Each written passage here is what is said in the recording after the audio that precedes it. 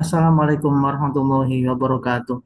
Jumpa lagi dengan para calon mahasiswa Indonesia tahun 2023. Teman-teman sekalian, saya akan mengabarkan informasi yang perlu kita perhatikan, perlu kita simak bersama ya, bahwasanya akhir-akhir ini atau sebulan terakhir ini kan gonjang-ganjing terkait dengan adanya pihak kampus yang terduga telah melakukan pelanggaran pada proses penerimaan jalur mandiri. Nah, ini ada wacana supaya itu tidak terulang.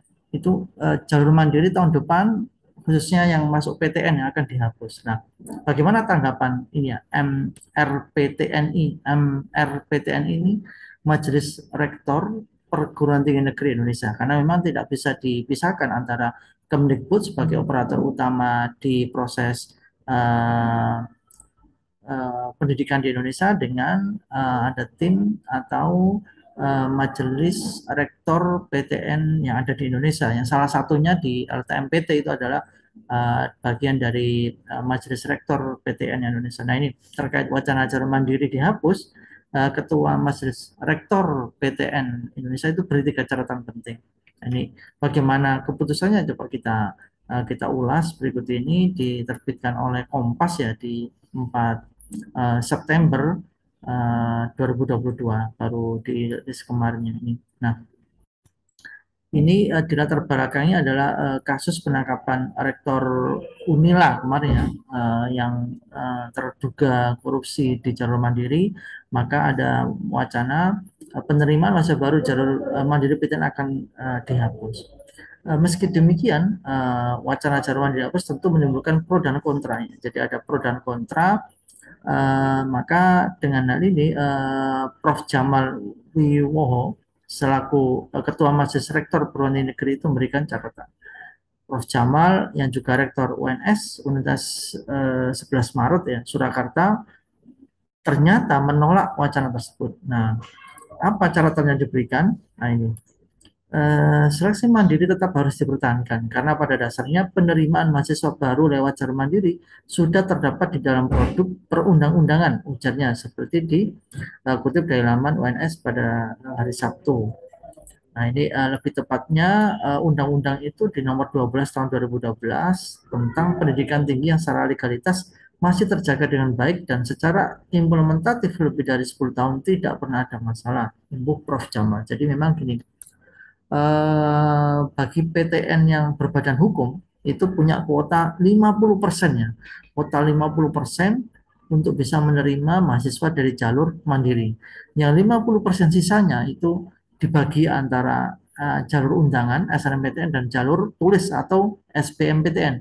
20% di SNMPTN, 30% di SBMPTN. Nah, 50% sisanya itu bagi perguruan tinggi negeri yang berbadan hukum itu punya kewenangan untuk mengatur. Nah, lebih lanjut ini akan tetapi Rektor UNS memberikan tiga catatan penting ya. Ada tiga catatan penting untuk memperbaiki tahapan dan proses seleksi penerimaan mahasiswa baru di PTN lewat jalur mandiri. Apa itu? Yang pertama ini, yang pertama harus transparansi dan akuntabilitas.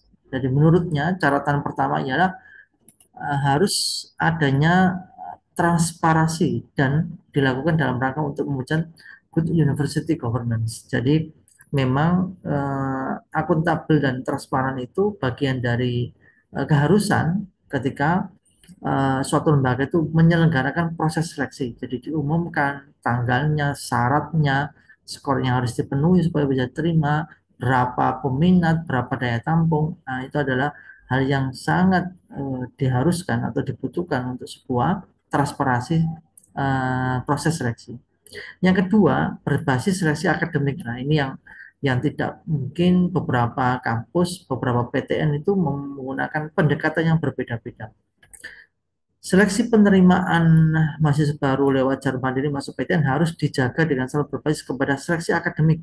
Nah, seleksi akademik itu macam-macam ya. Bisa kemarin itu beberapa kampus memilih tidak melakukan tes kembali, tapi menggunakan nilai tes UTBK. Jadi misalnya ada siswa A tidak diterima di jalur SBMPTN, maka dia bisa daftar di jalur mandiri menggunakan nilai UTBK yang telah dimiliki. Ya. Nanti nilai UTBK antar pendaftar di Jalur mandiri itu akan di head to head kan, mana yang tertinggi itulah yang punya peluang lebih tinggi untuk diterima.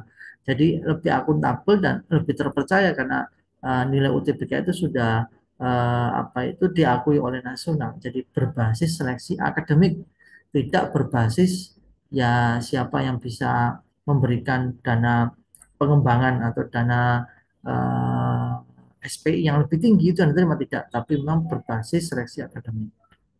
Selanjutnya eh, Rektor UNS ini juga memberikan catatan berikutnya terkait dengan penyelenggaraan itu yang adanya pengawasan dari Kemendikbudristek ya nomor 3.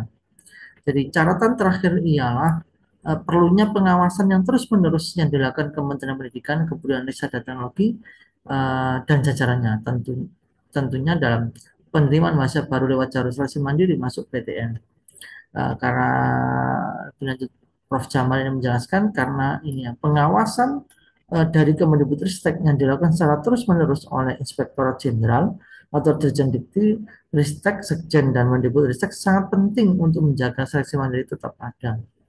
Ia juga menilai bahwa kasus Rektor Unila itu tidak dapat dipungkiri lagi hingga berimbas pada lembaga perguruan tinggi. Jadi ada trust ke perguruan tinggi itu menurun di jalur mandiri terutama karena kasus kemarin itu. Eh, untuk itu eh, di dalam proses penyelenggaranya nanti berarti supaya jalur mandiri tetap ada maka eh, ada 3 persyaratan yang diajukan oleh Ketua Majelis Rektor PTN yang ada di Indonesia itu tadi yang pertama adanya akuntabilitas dan transparansi, yang kedua berbasis seleksi akademik, yang ketiga paling tidak ada pengawasan dari Kemendikbudristek. Nah, bagaimana tanggapan teman-teman terhadap penyelenggaraan jalur mandiri di PTN? Apakah masih layak untuk diteruskan?